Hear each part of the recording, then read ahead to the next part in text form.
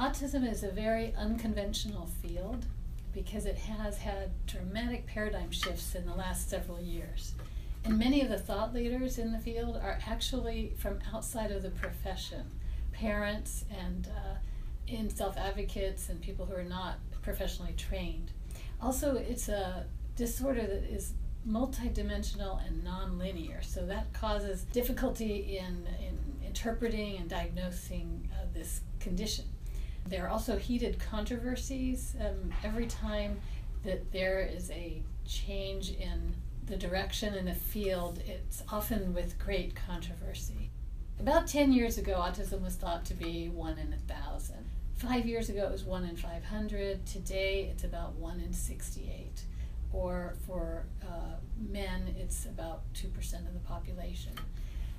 Is this something that we should be worried about? Does this mean there's an epidemic, or is it just better diagnosis? And this is one of the big controversies currently going on in the field of autism. So what is autism? This is very difficult to define. Technically, it's considered a neurological and developmental phenomenon or disorder. It has been called many different things in a judgmental way. It's been called a disaster, a disorder, a syndrome, a condition, a difference, and even an advantage. And so there's a whole spectrum of points of view. It's got a lot of things in common among people with autism, but it's what I would call polymorphic. It's very difficult to define, but many people can recognize it quickly when they see it. The problem is, if you've seen one person with autism, you've really only seen one person with autism. It's difficult to recognize. In a very oversimplified point of view, autism has been described as an overlap between social communicative difficulties, learning difficulties, narrow interests and repetitive behaviors, and sensory motor difficulties. The overlap of all of these is considered autism. But there's also a condition known as Asperger's syndrome, which does not include the learning disability. It actually can be characterized by highly intellectual abilities. And I should point out that this viewpoint is deficits oriented, that is actually something to consider about the positive attributes, but usually in terms of recognizing it and treating it, we look at the deficits, and I'll talk more about that later. As Einstein said, everything should be made as simple as possible, but not simpler. And as in this drawing of Einstein, you can see that oversimplification can be a problem. And I have definitely, in this definition, oversimplified autism. And it's actually a broad spectrum that's not even one-dimensional. It's got many dimensions to it. So you could, for instance, compare people who have autism on the basis of their verbal abilities, their social abilities, and their learning abilities. And you could have, in one person, you could have nonverbal status, that is, a person who's not able to talk, but who's actually at a genius level of learning and intellect. And so it's actually possible to have all different ends. It's not possible to describe a person as having severe autism or mild autism, because it depends on which scale you're viewing it. And these parameters interact because the inability to have the nonverbal ability creates severe social problems. So it's very possible that you have a person that's socially capable but becomes isolated because they're nonverbal. And you could have somebody who's verbally very fluent but learning disabled, and therefore would also have trouble with being isolated. So you can have all these different parameters interacting and end up with a variety of different kinds of people with different kinds of deficits. So I like to use this image of a rose to describe the problem of the deficits viewpoint, which is how we usually think of autism and how it gets diagnosed. And if you look at this image of a rose, you would see a beautiful red color. And the problem is that if we were using the deficit viewpoint, we would describe this rose as having a lack of blue, limited yellow, deficits in the area of green, purple challenged, deficient in brown, and difficulties with taupe. And that's the tragedy of the way we tend to look at autism. We overlook the attributes and the beauty that is found in autism. Another way to look at this is that the deficits that are described often have corresponding attributes. So we typically describe autism as having a person as having restricted interests, repetitive behaviors, bluntness, mind blindness, nonconformity, etc. But it turns out that each of these deficits can actually be a strength or an attribute. So, for instance, restricted interest could be considered focus, and repetitive behaviors could be considered perseverance. Bluntness could be considered honesty. Mind blindness, impartiality. Obsessive compulsive behaviors could be considered perfection and rigor. Sensory defensiveness could be considered sensitivity, and alertness to the sensory environment. So these deficits can be also considered attributes, and that's an important consideration in autism. So now for some terminology.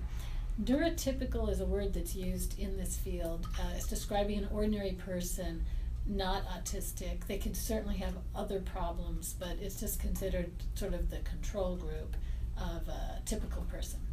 And we also have difficulty deciding whether to use the term person with autism or the term autistic person. And that's because that is known as person first language that's used for people with disabilities. But it turns out that many of the highly intellectual and socially capable individuals who have autism consider their autism to be a strength, not a disability. And therefore, they prefer not describing themselves as a person with autism, which is what you might say about diabetes, a disease. You say a person with diabetes, not a diabetic person. However, we usually refer to positive attributes as an adjective. So we say athletic person, not a person with athleticism. And so many of these self-advocates like to call themselves autistic persons and like to be considered that as a strength. An alternative is to just use the term on the spectrum, which is generally used in this field. One problem, though, is that you can never be right because parents prefer often to consider their children with autism as having a disability, and rightly so, and many adults do as well, in part because it's necessary to have services, and that if we considered autism to be merely a difference, then it would be very likely that any assistance would be unavailable in the future. Also, individuals who have what's known as Asperger's syndrome often affectionately call themselves Aspies. And this is something that is probably more appropriate for individuals themselves to use rather than outsiders. Some of the self-advocates object when neurotypical people use the term Aspie. It's a little bit like the N-word, that it's not something outsiders should use. Another important term is neurodiversity, and what that refers to is the concept that autism may be just a difference that is an important part of human diversity, and that for survival of the species, this is one of the features that humans can have. And I think that that's a very useful concept, and one that I advocate. Another consideration is that we use the term developmentally disabled, and with autism it might be more appropriate to consider these individuals developmentally distinctive, with the same caveats as earlier. Also, parents often use the terms high functioning and low functioning, often to refer to how difficult it is to care for the individual. Caregivers use the terms too. And those terms are useful for some purposes, but as I said, it doesn't work well when an individual could have low skills on one parameter and high skills on another.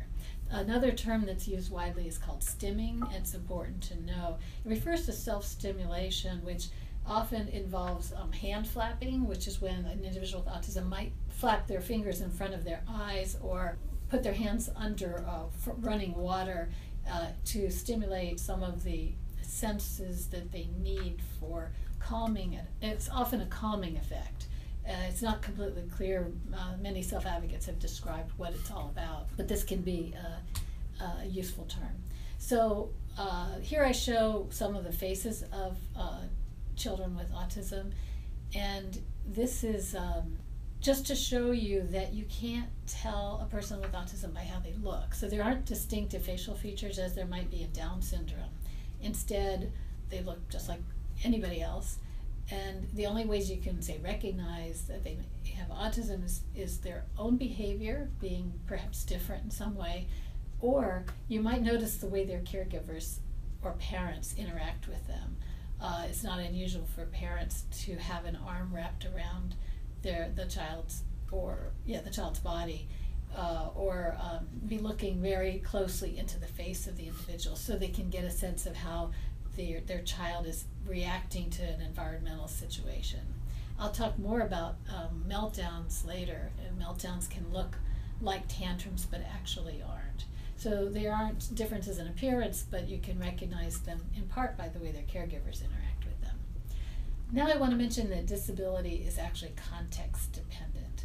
I want to give some examples to give you a feel for what it could be like to be autistic in some respects. And the example I'm going to give would be living in a foreign country, or moving to a foreign country and not knowing the language and not knowing the culture. And if you're in this situation, it could give you a social disability, even if you don't inherently have one. But this could give you a sense of how it feels. So imagine being in this foreign country, and the only way you had to communicate was using a phrase book. And what you might find is one of the first things that would happen is that when somebody tells you something in the foreign language, you might repeat a word that they say because you're trying to get the words right. And that would be described in autism as echolalia, when words are repeated. You might find that you're not going to be doing a lot of small talk in this foreign country, and you'd pretty much limit your language use to being requesting something or protesting something, asking for where the bathroom is, for instance. And you wouldn't be engaging in social small talk. And that's a common aspect of autism. You also would probably take things very literally, that if somebody told you the sky was falling down, well, maybe that's not a good example, but you might think you'd be looking up and worried, when it might turn out that that's actually an idiom in that country. And so you'd be taking things, what they call concrete thinking, and this is a feature of autism that's often described as a behavior. Anything that's understood in that culture might not be understood by you if you're working with a phrase book or a dictionary. You'd end up using a lot of nonverbal communication, like pointing to things and gesturing and walking, showing people what you mean, asking people to look at something. And this is what is seen in autism. So a child with autism, if the child maybe wants a cookie, might take his mother's hand and walk his mother to the cookie jar and put her hand on the lid to the cookie jar or something like that, instead of saying, I want a cookie. So the gestures and doing charades is part of the autism story. You'd also be limited to key words and would miss the meaning of complicated syntax. So if, for instance, somebody said Javier might have been at the house, there's a good chance that you would understand Javier and house, but the might have been you'd likely miss if you haven't learned all the verbs and their conjugations. And so often in autism, it's only the keywords that are comprehended, and the complex syntax and ifs, ands, and buts, and subordinate clauses and prepositional phrases are often lost. And so the meaning has to be more clear. So for instance, anytime anybody asks a yes or no question, often in autism the answer is yes, regardless of the question. And a how question will often just be answered as fine, no matter what the rest of the question is. So being attentive to that is really important. It can turn out very painful to go to a party if you're not speaking the language in a foreign country, that you can be around people and someone's telling a story and you're not really hearing it, and suddenly everybody laughs and you're in an awkward position where you can't really laugh, or you could pretend to join in, but you don't really know what's going on, and that's really painful. And so people who are on the autism spectrum frequently find a party can be uncomfortable if there's a lot of small talk. It's not true of everybody. In fact, I should make it very clear that everyone with autism is different, and any feature that I describe here, could be limited to only certain people, and there can be many exceptions. Lastly, there's deficits in understanding humor, irony, idioms, flirtation, and conflict if you're working from a phrase book and if you have autism. The second of these two examples is to imagine that you're in a foreign country where you do speak the language, but you don't know the customs or the cultural features. And this would be a little bit like having Asperger's syndrome, which doesn't have the language difficulties, but social difficulties. And so what you might find is if you had a customs guidebook, you would have difficulty in recognizing nonverbal cues, explaining and clarifying. You'd probably have a hard time with cold calls and voicemail because you wouldn't know what the other person already understands. Understanding gestures, adapting to your audience. Reciprocity can be hard because if you don't know the culture, you may not know how much you owe another person for a favor because you don't know how much effort it took or how much out of the way a person went to help you. So knowing how much you owe someone is very difficult, and making friends quite hard. And so the approaches tend to be concrete thinking, black and white rules, sticking to particular rules very tightly, grasping onto the rules that you do understand, and sometimes pseudo-sophisticated language. These are aspects that are described in autism that would be similar to what you'd experience in this situation. So now I want to talk about why adult autism is going to have a massive impact on society in the next decade. Many people aren't aware of this, and that is because previous generations were institutionalized. Individuals with autism about 20 years ago were still being put in institutions at the time of childhood, at the time of diagnosis when they were toddlers. And this was happening because it was recommended by the experts. So individuals were put in state hospitals and they were put there for the rest of their lives. And they were behind barbed wire and in remote parts of the countryside, and there were very few exceptions. With the one individual at the bottom was one of the famous exceptions, and who has been doing well. They are often put in helmets to protect them from hurting themselves. And one of the questions about the segregation is, who were they really protecting? Were they protecting the people with autism, or were they protecting society from having to interact with people with autism?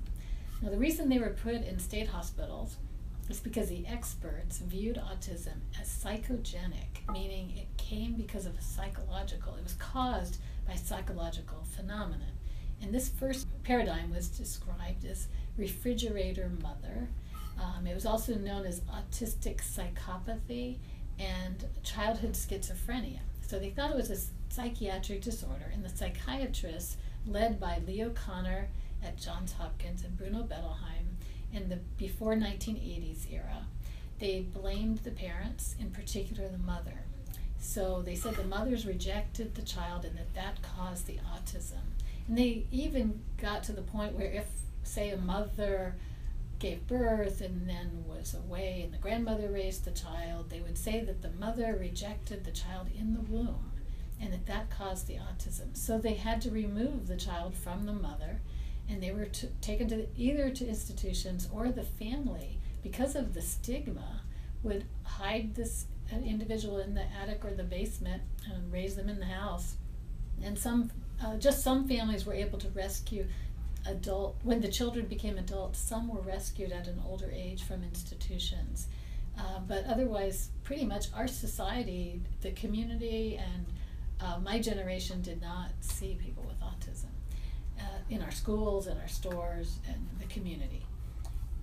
Years later, as a result of work here at UCLA by Ivar Lovaas, there was a major breakthrough, and that was discovering that behavioral therapy actually could teach autistic children how to learn.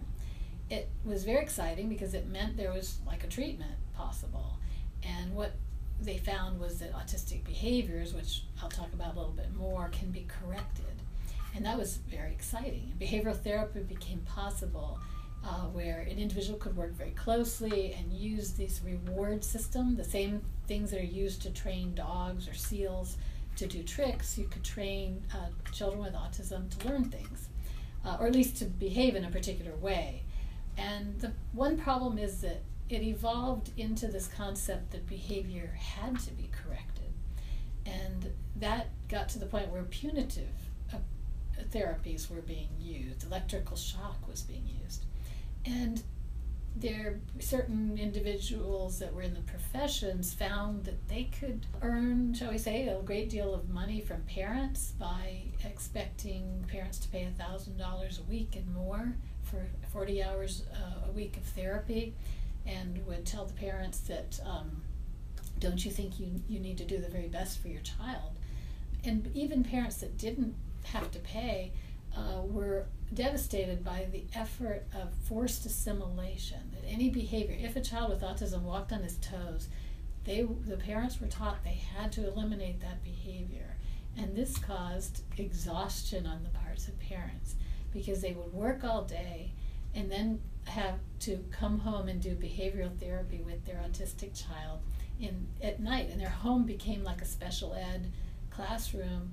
And it was do-it-yourself behavioral training on the parts of parents. So often one of the parents often the mother would end up giving up work in order to take care of the child, and the enormous expenses involved, which I won't go into a lot of detail, caused burnout in the parents. They were basically trying to fight autism in their child, and it caused a lot of moral distress. A third paradigm came along, and that was also here at UCLA and in San Diego.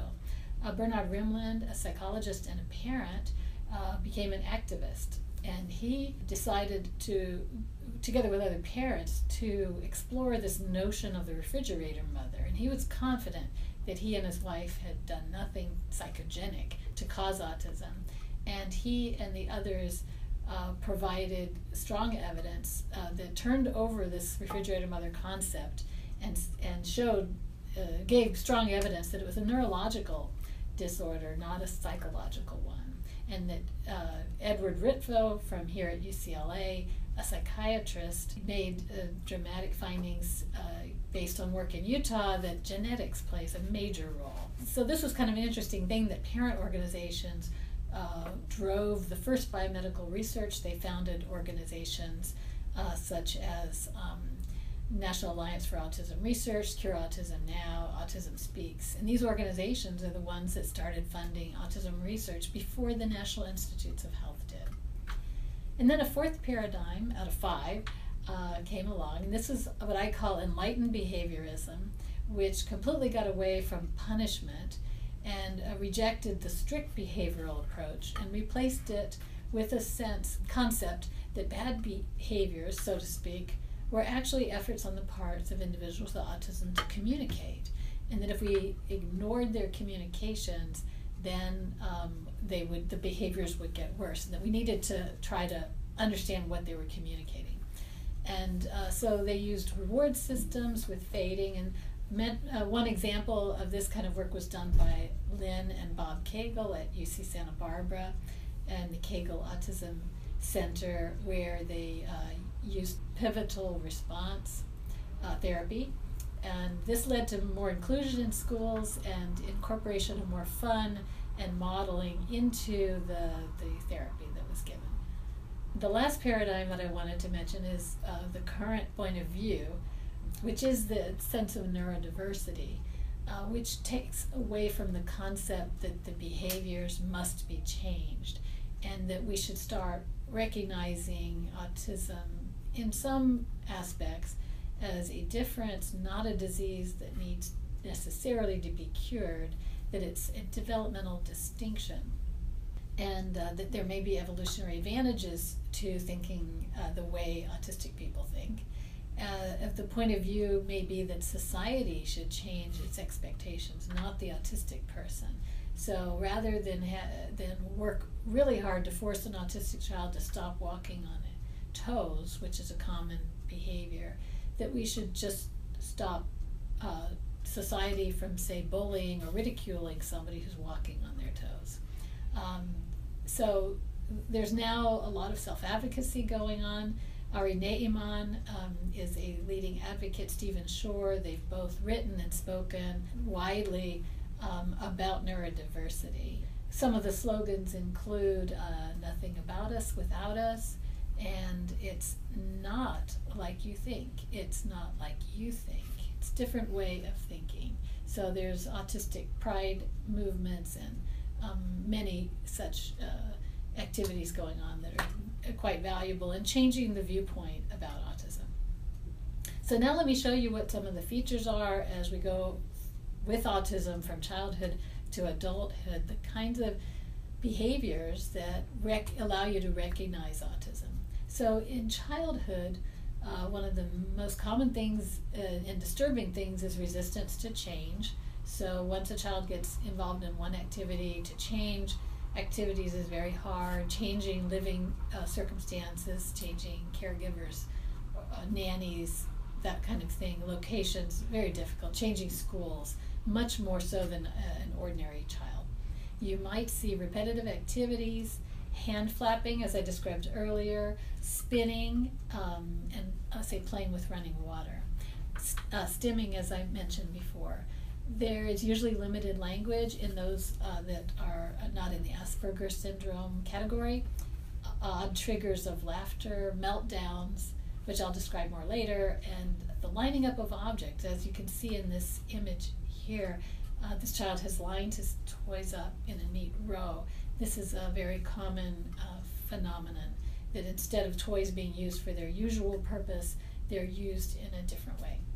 Temple Grandin is a famous woman, PhD, who is on the autism spectrum, and she described that she was very interested in watching spinning coins, and she describes that she did it because it shut out the sounds that hurt her ears, that sudden noises would usually startle her out of her world, but if she were able to put her brain on watching a spinning coin, that would help her deal with whatever was going to be bothersome. Sensory issues, which I'll talk about more later. Okay, so this image depicts some adults with autism, and just as I showed you with the children, adults with autism aren't really recognizable, particularly by their appearance, but usually by how their caregivers are interacting with them. A common image used to depict someone with autism is to show the person covering their ears and looking in pain, and that's because very often people with autism have a problem with sensations, and that it's painful to hear, for instance, loud noises. But other than that, it's only the interaction with a caregiver or childlike behavior as an adult that would give a clue of an adult with autism. So now I want to talk about Asperger's syndrome. And this is no longer an official diagnosis, but it's widely used. There's some question about whether it should be called Asperger without an apostrophe S, or whether there should be an apostrophe S. And this relates to convention in medicine, that when an individual has a disease and is famous, like Lou Gehrig, then we call it Lou Gehrig's disease with apostrophe S. However, if someone discovers a disease, like discovered Down syndrome, we don't use the apostrophe S. So it depends on whether the discoverer whether it's a discoverer or the person who has it. So there's some people who raise the possibility that Hans Asperger, who first described this, may have had it himself. So you will see the two terms used interchangeably. Now, this is not just a mild form of autism. There can be severe social deficits, but it can be masked by intellect. Not everyone with Asperger's syndrome necessarily has a tremendous gift. They're not Mozart or a nuclear physicist, but many of them do have remarkable gifts in many areas. They can be in music, in art, in math, science, engineering. Often great gifts are associated with Asperger's syndrome. It's also becoming more and more recognized in the public. Common features include narrow, passionate interests, which make them often excellent professors, where a narrow, focused interest is appreciated. and rewarded. They have, as children, they're called, it may be called the little professor syndrome, and that's because very often the children with Asperger's syndrome can have strong verbal skills, and they may use very pedantic language. There could be severe social challenges. There could be something called prosopagnosia, which is a face blindness, inability to recognize faces, severe relationship challenges despite high intellect, sensory defensiveness, which I'll go into more later, deficient executive skills. So a lot of trouble organizing. And very often people with Asperger's syndrome, very often professors, instead of using file cabinets, will pile papers on the floor and use the floor essentially as a desktop for organizing. And it's not clear why. Pedantic language that, say, might be used as a child is a typical sentence would be, perfect grammar may be the only kind up with which he is willing to put. So you might hear unusual language. Now this slide is a depiction of some individuals who either are known to have Asperger's syndrome and acknowledge it, or have portrayed Asperger's syndrome in movies, or have been identified by critics or public media as potentially having features of Asperger's syndrome. And these would include Bill Gates, Ari Ne'eman, the dancing barista, if you may have seen this on YouTube, a Starbucks employee who became famous for a video of his entertaining dancing at Starbucks. The Department of Defense has suggested that Vladimir Putin has features of Asperger's syndrome. Alan Turing, famous mathematician, was depicted in The Imitation Game as having Asperger's syndrome. Another movie, The Big Short, portrayed a man with Asperger's syndrome. He was the hero. The story of the girl with the dragon tattoo is considered a depiction of Asperger's syndrome. There are a number of famous hackers from England and in the US as well who have been diagnosed with Asperger's syndrome, and the hacking ability is part of their gift. Some of the shooters in mass killings and on television, Sheldon from The Big Bang Theory. So the neuroscience of autism is still very early in its infancy, and I'm not an expert in that neuroscience, but I can give some ideas of the kind of processes that, ideas of concepts that are being used in understanding the neuroscience. So one of the conceptual paradigms is the notion that in autism, the intellect is enhanced and social skills are lost. So that a typical neurotypical person, intellectual skills may be, say, less than our social instincts, and social instincts, being very valuable for evolutionary survival, are strong and rewarded with endorphins. And that would be an important part for many people to, say, survive in the world. But it may turn out that in autism that other gifts or intellect or focus could be enhanced in the brain at the cost of social skills, and that there may be strong endorphins, that is the pleasure hormone, that are being released in response to attention paid to that narrow interest or focus of the individual. And so they may love vintage toasters and just enjoy looking at old catalogs of vintage toasters, and that would be of little interest, say, to other people typically, but it may be very satisfying hobby, for instance, and even a perseveration. In the neuroanatomy, there's growing evidence that there's significant differences in the white matter and gray matter connections or amounts, that it appears maybe that the gray matter is thicker than the white matter in autism. There's some conflicting evidence, and the importance of those differences is that the gray matter is where the analysis takes place in our brains, and the white matter is where the interconnections are. And so it's a little bit like a computer's central processing unit would be the gray matter, and the white matter would be the cables connecting different computers in a network, for instance. And so if you don't have good network connections, it can make it difficult to multitask, for instance. But if you have a really strong CPU, it could allow you to do massive calculations and at high speed, for instance, and could account for some of the enormous gifts that people have. The cerebellum is also thought to be affected.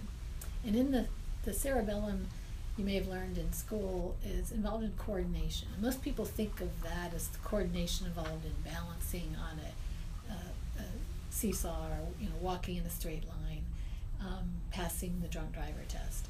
And but it turns out it's more than that. It's motor planning. It's planning out what you're going to do physically, coordinating in advance.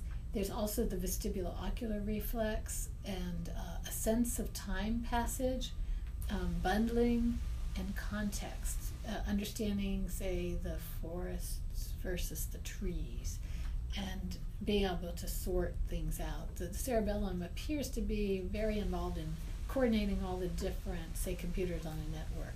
I don't know a whole lot about it, but that seems to be affected, and that may explain the sensory motor issues that are observed in autism. There's also the thalamus, which is located in the deep center of the brain, and the thalamus is very involved in handling sensory input. So there are many sensory issues in autism. One way to imagine what's going on is to think of cerebral palsy in reverse.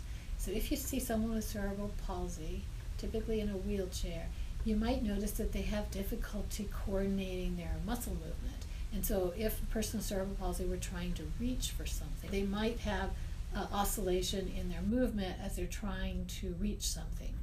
If you think of that in reverse, where the input instead of the output from the brain is being scrambled, you might understand why there's sensory problems in autism. So it can be sound, it can be light, and it could be motion. And so these are all things that are being addressed through what's called sensory integration therapy in autism. The amygdala is another part of the brain that's important, and it is the part of the brain that appears to be involved with empathy, among other things. It coordinates emotional memory and compassion, and affects mood and anxiety. So that's an important part that appears to be affected as well. And one thing that's been noted anecdotally is a compassion that is directed toward animals or objects rather than humans. So they could, for instance, get distressed to see a car pulled off on the side of the road with the hood up, and feel as unhappy about that as if their pet dog were injured. And so the compassion can be directed in a different way than we're, say, neurotypically accustomed to. Another part of the brain that could be important is the limbic system, which is where we learn fear, and it's connected to the amygdala and is around the thalamus. It is also, this is where a child would instinctively realize that there's fear, say, from a cliff or a car and driving by quickly. So it appears that children with autism are much less aware of dangerous things. And this, of course, causes the parents and caregivers to get a great deal of exercise and adventure with the rescue teams and trying to catch your child rushing into the street. So it creates a lot of excitement.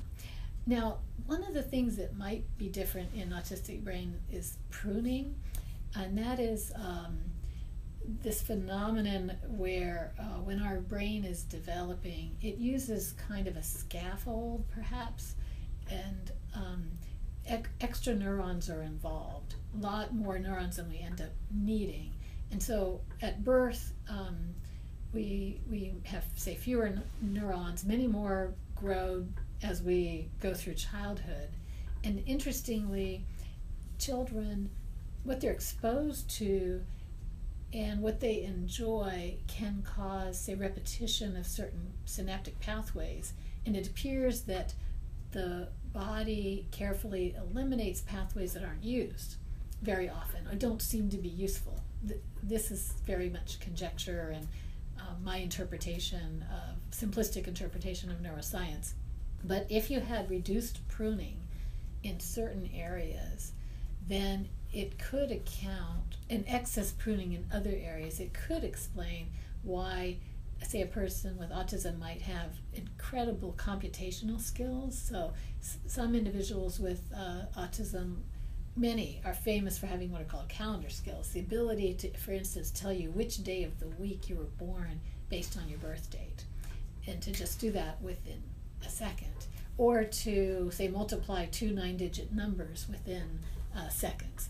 Those kinds of skills and perception, being able to draw an image of an entire cityscape, having seen it only once, down to the accuracy of single windows, or the number of windows in an individual building of 100, that kind of ability may relate to a difference in the pruning in the brain and could explain certain kinds of genius. So ideas that would explain the core biological difference are wide-ranging, which suggests that we don't really have an understanding of, we don't have a handle really on what autism is caused by, despite great knowledge of neuroscience. It just seems to be pervasive of the entire brain, so it's known as a pervasive developmental disorder. But there's really no central cohesive theory. One example would be the pruning difference. There's concern that hormone differences, neurotransmitters, and receptor differences. The hormone oxytocin, which is the bonding hormone that occurs, say, with breastfeeding, and it relates to trust and recognition of other people. There's evidence from animal studies that oxytocin may have a role. Sensory motor differences might actually be central. It has been suggested by an expert in England, Simon Baron-Cohen, that severe maleness is an issue. Serotonin deficiency has been considered a possibility. Endorphin excesses and leaky gut syndrome, where intestinal neuropeptides get into the circulation and go to the brain and are affected by our microbiota, the bacteria in our intestinal system. So we are still working on many different fronts, and there's a lot still not known. With respect to neurodiversity, one of the leaders and champions in this area is Temple Grandin, and she is an animal science PhD who was famous for what was known as the squeeze machine, where she realized that the device that's used for calming animals during procedures was useful to calm her own anxieties. And anxiety is a big part of autism. So her views are very recognized, and the concept of squeeze machine is used in a sensory integration therapy for autistic children. As Simon Baron-Cohen, one of the experts from England, has said, that there's not much benefit in the social world to having an eye for detail, but in math, science, computing, and engineering, in the STEM fields, it can be a great advantage. So you can find brilliance in high achievement and genius in many historical figures, not just current figures. And so retrospectively, many people have thought that Einstein, who had some social deficits, apparently, Wittgenstein, Ramanujan, the mathematician, Glenn Gould, the pianist, and Alan Turing, another mathematician, that these all may have been successful and extraordinary because of that disorder.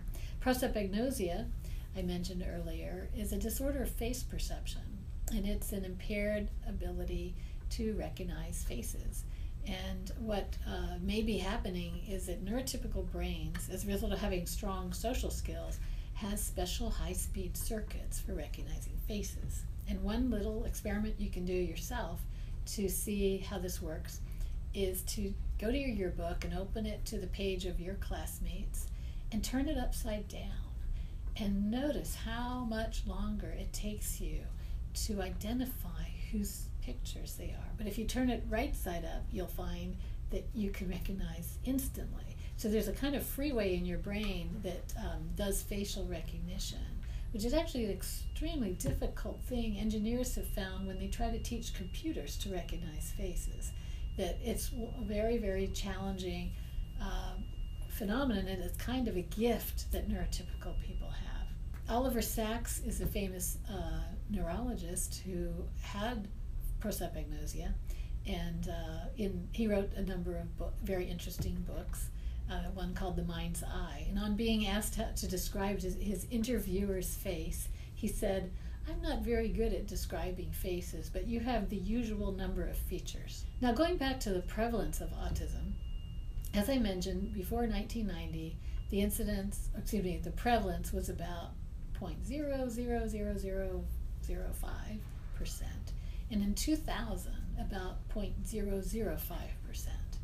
At least that's what was reported. Now it's about 2%, and that adds up to 6 million people in the United States alone. And so in the next decade, 500,000 people with autism are going to become adults. And as I mentioned earlier, this is going to be a huge change for society because the previous generations were housed in state hospitals and they were segregated. So your parents' generations and my generation did not see them in school and did not interact with them in the workplace or in the stores and the community. And so this is going to be a huge change for society that we need to be ready for. And we're not ready yet. This is going to be the first generation. In terms of gender, this is a very interesting issue because the official diagnoses occur about 5 times as often in boys, and actually Asperger's syndrome about 10 to 15 times more often than in girls. First, there was thought that it might be an X-linked genetic situation, but instead the community in autism is beginning to recognize that this is probably just as common in girls, but the manifestations are quite different. That girls may have a whole different presentation where their social skills can be greater, but they may lack a clear understanding of appropriate friendship approaches, and they may lack certain kinds of empathy, that they may be imitating social skills rather than working on instinct. So they might not have what I would call sort of a freeway high-speed circuit in the brain for social interactions, but they have to use their intellectual brain in order to know what to do. And they can be very bright in doing that, so they can counterfeit social behaviors and appear somewhat normal. A famous woman with autism wrote a book called Pretending to be Normal. So some of the things that misdiagnoses, so to speak, for women and girls with autism is anorexia nervosa. That is thought to be one of the manifestations. There's also one termed pathological demand avoidance syndrome, which also may not be in the Diagnostic and Statistical Manual yet, but it is widely recognized as a form of Asperger's syndrome. So sensory defensiveness is an extremely important part of autism and Asperger's syndrome. It relates, as I mentioned, to difficulties with sensory input, and it appears to relate to an inability to filter out, say, background noise, or it may have to do with loud, abrupt sounds not being modulated by our sensory system and causing pain in the brain. So sounds is one of the most commonly recognized issues, but fluorescent lights are thought to be particularly unpleasant. And certain, as I'll get to, certain foods, there's whole books written on this topic. Perfume sensitivity is another issue, fragrance sensitivity. The dental chair is unfortunately filled with sensory assaults, shall we say, and many dentists are now becoming aware of using the lead aprons and sunglasses and ear plugs or music piped in to the ears as ways to help control that. Another sensory defensiveness has to do with food. So there can be issues of color. Many parents are well familiar with what's known as the white diet, where no foods of color can be acceptable to the person or child with autism. And texture is also extremely important. So anything that's slippery or slimy can be a problem. So there are children that don't like popsicles or ice cream because they're temperature and texture issues. They can't even, say, eat mashed potatoes. So it's not just being a picky eater. It's not in that sense of being mild. It's very severe, and they can get quite nauseated by foods that aren't in their acceptable category. Sensory integration therapy has been around for quite a long time. It was originally quite controversial, but now it's increasingly accepted. And swaddling and spinning are known as two things that are commonly calming in children. Also, lymphatic massage is a very gentle massage that involves just, say, stroking the skin. There are surgical brushes that can be used for this therapy that have just the right texture and pressure. There's a head massage tool, back scratching tools, and it's shown in these pictures, these kind of swaddling systems that resemble Temple Grandin's squeeze machine, actually. An even more interesting area is that of relationship challenges. So the individuals who have autism but have been able to overcome it the most through intellectual adaptations and accommodations, many of them can end up in regular college and regular employment, often in work such as coding, which is a less social, demanding kind of job. And so they may become involved in relationships where tremendous miscommunications can occur. And so I'm going to cover the kinds of relationships that are affected by autism, the parents interacting with their children, siblings interacting with their autistic sibling, partners in romantic relationships, and children of autistic adults, which is an area that's been very under considered. So the parent's experience comes in stages, and I like to consider my own description of 3 stages. So one aspect of the first stage of the parent's experience is after the diagnosis. The parents get a sense of moral distress from the fact that they have loved their child despite the child's differences. And suddenly they're told by the doctors and the psychiatrists and psychologists that their child is unacceptable and that they must change many of the features that the child has, and that what the parents are told to do is against the child's wishes very often. But this knowing that their child is suddenly unacceptable is very distressing to parents. And it's been shown through careful studies that the stress on parents with autism is greater than that of other special needs or intellectually and developmentally disabled children, probably because of the behaviors. Stage 2 of the parent's experience is after they've been adopting all the strategies and therapies that are required and expected, and they get involved with the school system. And it can be extremely stressful that the accommodations are pervasive.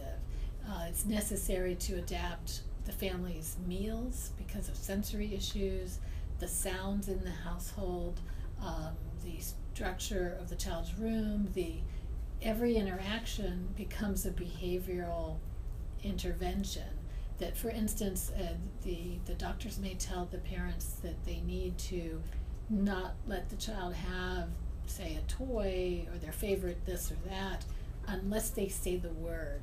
And so the whole day of family life becomes filled with therapeutic intervention, which can be uncomfortable and distressful and require a tremendous effort on the part of the parents. So there's also lack of help for this effort, the financial disaster of paying for physical therapy, sensory integration therapy, speech therapy, occupational therapy, psychologists, behavioral therapists. This could be a financial disaster, especially if one of the parents has given up work in order to stay home and be training the child. There's frequently a loss of friends, jobs, careers, hobbies, both because of the amount of time and the fact that the child's behavior would often be unacceptable in, say, social settings. So it may not be possible to visit Aunt Margaret because the child may get upset, have meltdowns, and damage things in her house. So that can interfere with relatives and friends and socializing. So the parents become isolated often. There's a fear of facing the crowd, so it can be very awkward to take the child on the bus if the child would say things inappropriate or do things inappropriately. Typically, mothers are disproportionately affected for uncertain reasons, probably because they're the parent that might stay home and spend more time with the child and be responsible more, and perhaps because mothers are often viewed as by society as the one that did wrong if the child isn't behaving properly. So when there's a tantrum or a meltdown in a store, and those two are different things, then the mother is usually looked at as being ineffective. And the mothers and both parents have many fears. They have to think, what if my child runs into a criminal and doesn't understand that they shouldn't trust such a person? And then they even have fears as the child gets into teen years, what if my child turns into a criminal? And most of all is what will happen when I'm gone. That's a big fear of parents. In stage 3 is usually in later years, and although it can happen at any time, and that's when the parents develop some sense of acceptance or surrender, or in some cases there is despair if the situation seems hopeless and it's just not possible to keep up with it. Recognizing now that societal pressure to assimilate rather than the autism causes the greatest stress can be a big help to parents, though it does often lead them to being isolated socially. But they can often enjoy their child with autism as long as they're not having to force the child to behave appropriately according to societal wishes. The other thing that some parents experience in stage 3 is a sense of pride in their own personal growth, that when you face a challenge, that getting over it or surviving it and becoming, say, a better person, and understanding other people with special needs of various kinds can be a growth for the parent, and also appreciating the child's special gifts. Those things can be part of stage 3. As for the siblings, their experience also varies enormously. A typical sibling, depending on their age and relationship to the child with autism, they may have frustration due to trying to establish rapport, some depression, or they might take on a sense of devotion and become more like a caregiver and feel mature about taking care of their brother or sister. Many of them have increased empathy as a result, but some get embarrassment and some even experience guilt. So every child's going to be different, and I'm emphasizing the negatives only so that there'll be more understanding of what is involved. An example of a quote from a sister was, "I try not to worry my parents." So the sense of having to be more mature at a young age is a common situation, but it can go in any direction.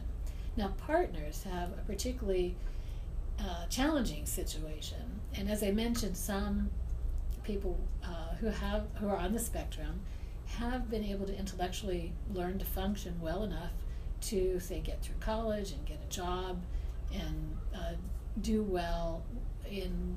They don't have to necessarily establish social skills, so that they may find themselves in a relationship situation with someone in a romantic way, either the same sex or opposite sex.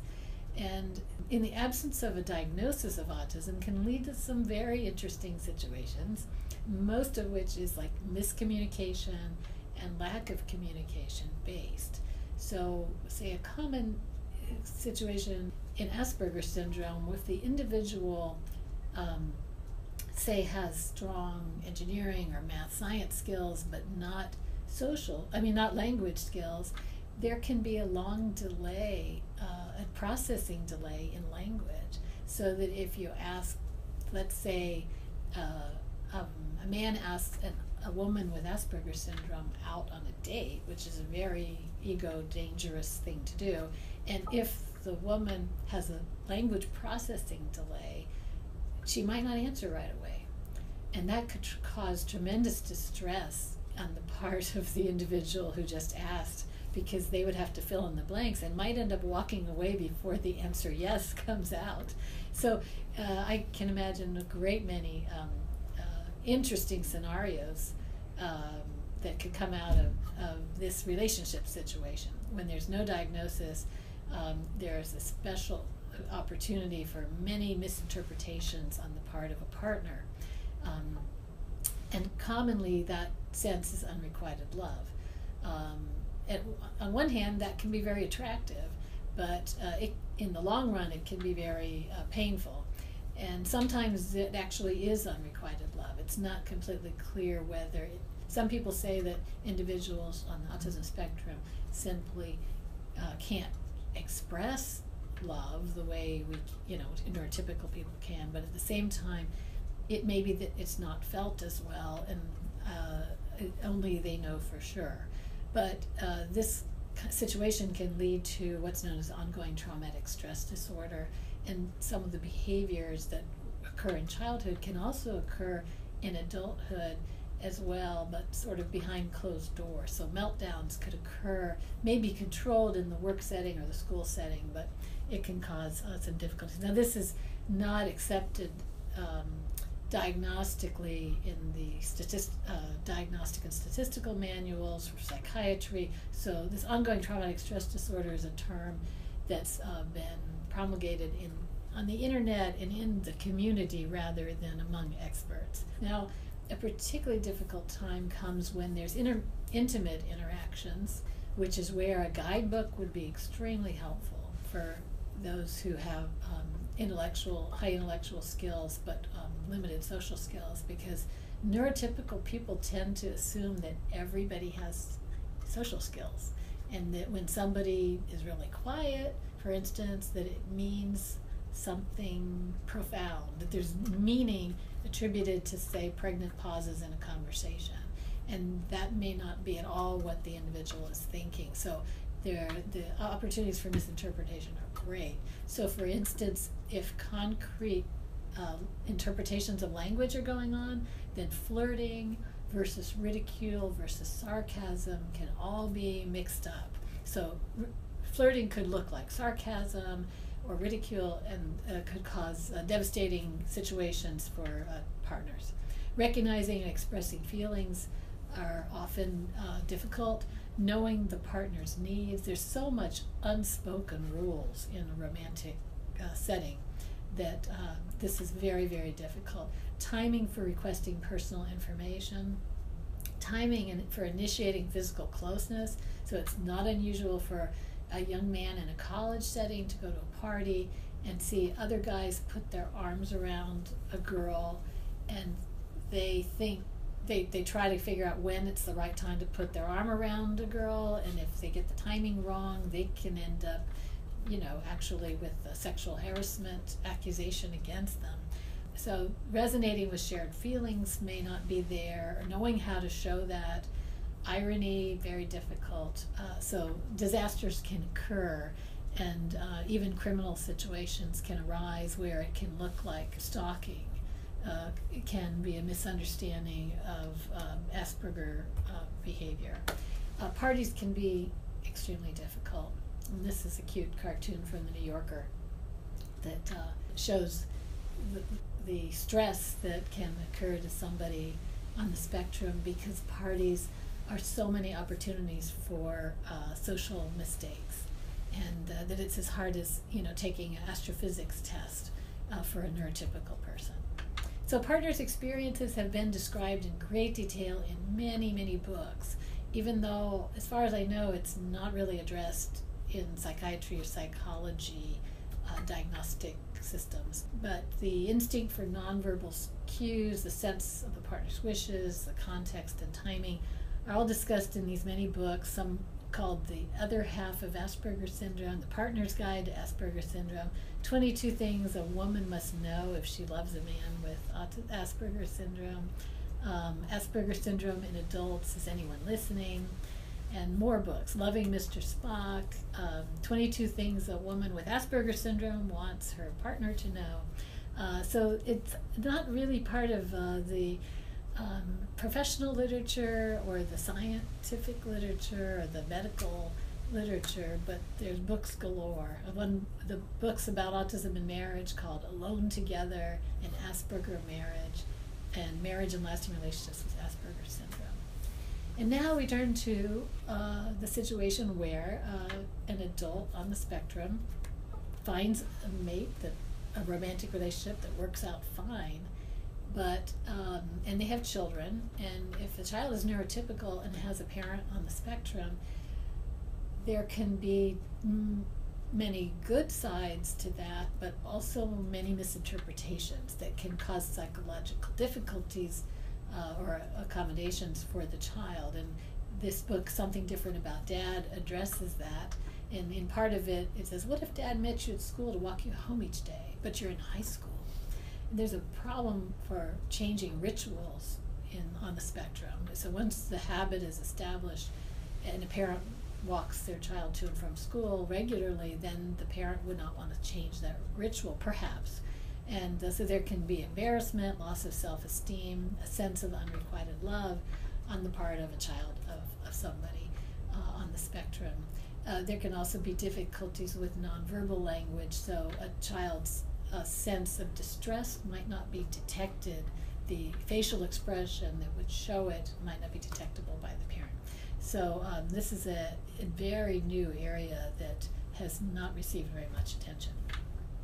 There's also a co-parent's experience, because it wouldn't be unusual, given the relationship difficulties and the need for communication in a relationship, that a divorce can occur. And in that case, the parents end up co-parenting. And sometimes you can have a situation where, given the genetics of autism, a divorced parent could have autism, and so could a child. And there you end up with very difficult divorce custody arrangements. And that is that, for instance, a child that has autism might have difficulty with change, and a parent with autism might need to have the custody changes occur at a precise time. And so, say a neurotypical parent might need to transfer an autistic child to a parent with autism, and the custody rules might require it to happen at a particular time on a particular day, but if the child is not handling change very well at that time, may have a meltdown. And so there can be significant issues that come up in creating a workable custody arrangement when you have that situation. Now, to completely change gears, I would want to talk about autism and employment, although to some extent there are relationship difficulties that affect employment as well. I understand that 90% unemployment or underemployment rate among individuals on the spectrum. So, for instance, a math major from University of Michigan might be working as a driver instead of doing mathematics, just because of difficulties with interviews, for instance. So it would be great if we could try to get more of these people employed. They are, as I said, vastly unemployed or underemployed. 45% in Canada have never been employed. It's probably similar here in the United States. Typically, the employment that is available is segregated in sheltered workshops, if any. Often, the individuals with autism are put in day programs that some parents affectionately term day wasting programs. And they are often driven around in a van to various sites to visit during the day, and some parents call it van therapy or mall therapy, which is just to keep them occupied, which doesn't really make them valuable members of society and not contributing. But because of the limited resources available to take care of, to help adults and do employment training, There's usually the individuals are put together in groups, and these groups are large, and so the group is limited to the lowest common denominator. They have to do what the least capable among them is able to do. And so we have difficulties doing employment of people with autism. Sheltered workshops have been used for a long time. They were established because they were thought to be more safe, but they are segregated, and to some extent it could lead to opportunities for abuse and as low self-esteem as a result. So the hope is that we would try to move away from segregated workshops. Now, some of the reasons why individuals are unemployed is because with autism they lack the social skills, and that could offend their coworkers pretty badly. They could forget to greet their coworkers. They might notice something about a coworker that coworker might not be proud of, and they might just say it because maybe their words are unfiltered, and so it'd be very easy to say the wrong thing. In the interviews, people tend to assume that what one says is what one is able to do. The communication, eye contact, tone of voice, and fluency are really key, and that there's an assumption that our verbal skills represent our intelligence. That may not be correct in autism, but that would interfere with jobs very much. So the job structure is also a limitation because many jobs incorporate social issues. So for instance, if one was working in a drugstore, they'd have to answer questions from customers if they're out in the main store. There's also concerns about the concept of ableism. So ableism is a term used similar to racism, which basically means that disabled people that there's a bigotry against them, say by some employers, for instance, and if someone asks for a job to be available, they might be told, quote, "we already have one." Some parents are hearing that kind of thing, and that's considered a form of bigotry. But at the same time, it's understandable why it's difficult to find appropriate jobs for people on the spectrum in certain cases. So hopefully we will move toward integrated employment as society gets more familiar with autism. The new generation, the millennials, have probably had people with autism in their classroom, and this will help because they will understand better, they'll be more comfortable with autism and understand what it's all about better. Hopefully we can even move to competitive employment. Those are our dreams. The beauty is that individuals that do make it into competitive and supported employment have improved self-esteem. It prevents their isolation. It might protect against abuse, even though some parents may worry about danger of being out in the community. It may expose to abuse, but it also could protect because by being around coworkers and sharing information about their activities, their coworkers might be able to alert someone about that. And that brings us to legal considerations. And this covers many areas: interactions with police, civil rights, conservatorship and guardianship, and high conflict divorce. Autism and police, this is a very big topic. In some locations, police are getting extra training on autism, but it is way too common for adults with autism to be arrested, shot, and even killed by police just because their behavior is abnormal. So one man was in an area where a loud noise had been heard, and police saw this man walking away from the scene and called him to come back. And when he came back, kind of lurching toward the police, and maybe too quickly, not recognizing how far away he's supposed to stand, the officers were threatened and shot and killed him simply because of the abnormal behavior. Autism is also overrepresented in prisons. The features that cause risk are the failure to obey commands. Often the police will use complicated syntax, perhaps, or if the individual doesn't understand language, they wouldn't be able to obey commands. Their behavior can be erratic, and they may have meltdowns, which can cause problems. The image shown here was a caregiver who is laying on the ground with his hands raised. he's he's a therapist taking care of the young man who's sitting, who has autism. And the police thought that the young man, there was noise because the young man had gotten out of his group home and he was playing with a toy truck. And the officers thought that the autistic man had a gun and was threatening his caregiver who was laying down on the ground. They tried to shoot the man with autism, instead shot the caregiver in the leg. Unfortunately, he survived. But you can see the situation. Disability rights is another major area. We all know about Martin Luther King Jr. and his leadership in the civil rights movement. Some also know about Ed Roberts, who led the physical disability rights movements.